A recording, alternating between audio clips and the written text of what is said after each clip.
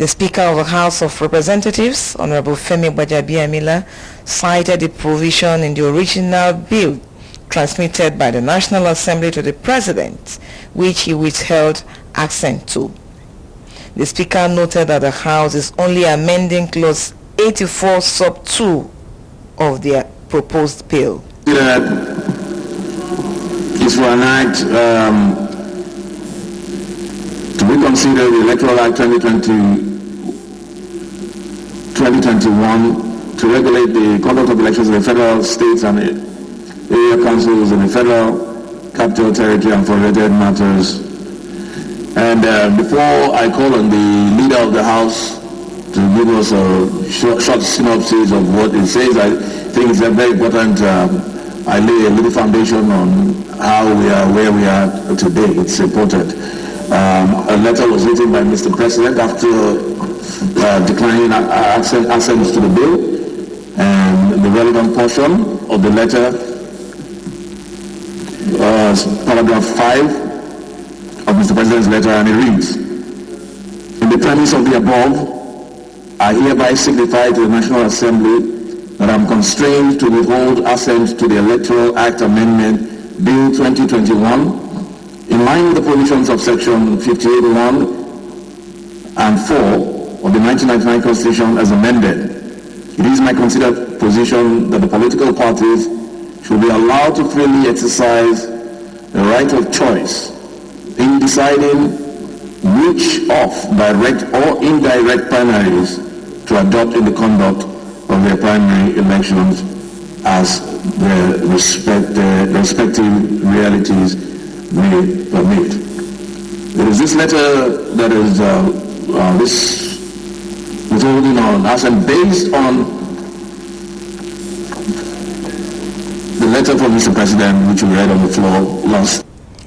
In a motion reintroduced to the House on the bill for consideration and adoption, Honorable Hassan Fulata, the chairman of the House Committee on Rules and Business, said it is in line with the House Rule number 12, subsection 20(1)(3).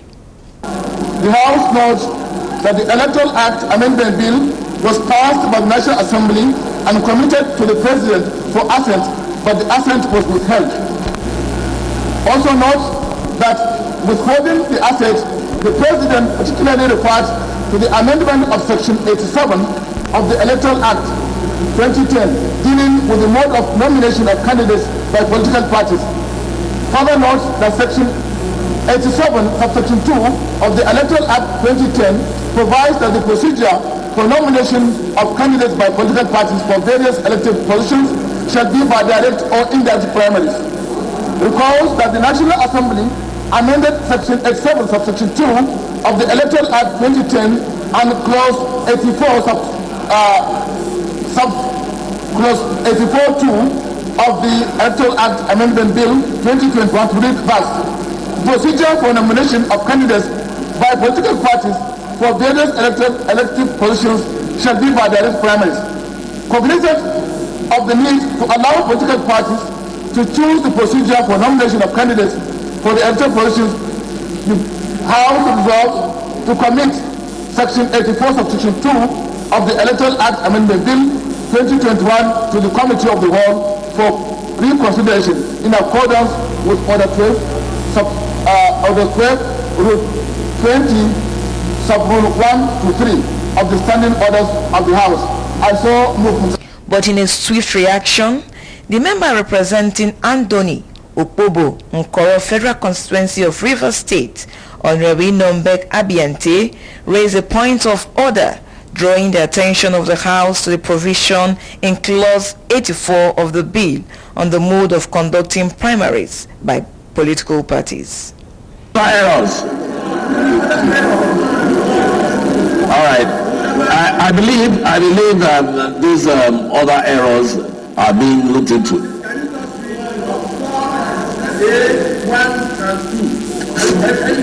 4A. What does it say? Read it to us. Read it. Tell me, read. The political party that adopts the system of indirect primaries for the choice of its candidate shall adopt the procedure outlined below. A.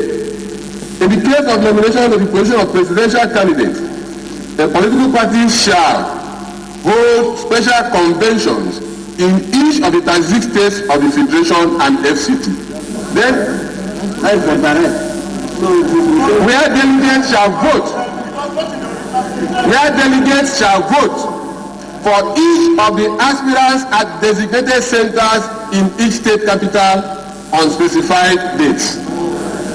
Mr. Chairman, if you go further, a national convention shall be held for the ratification. So you don't elect at the national convention. The election of the presidential candidates will remain at the various state levels. That is what this English says, sir. And it is not the way the primaries have been held. This is not the intent of the Electoral Act that has been passed, that was referred back to us to consider the inclusion, to give Nigerians the option of direct or indirect.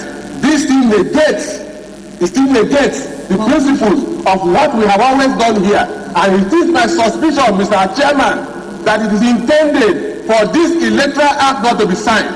These are all obstacles that have been put on the way of Nigerians to actually determine who governs them so that they can provide effective leadership. Mr. Chairman, we have to take all these causes one after the other and allow members to make inputs. This reaction made some lawmakers to beseech the Speaker who presides. The Speaker, Femi Gbajabiamila, offers explanation on the position taken by the House.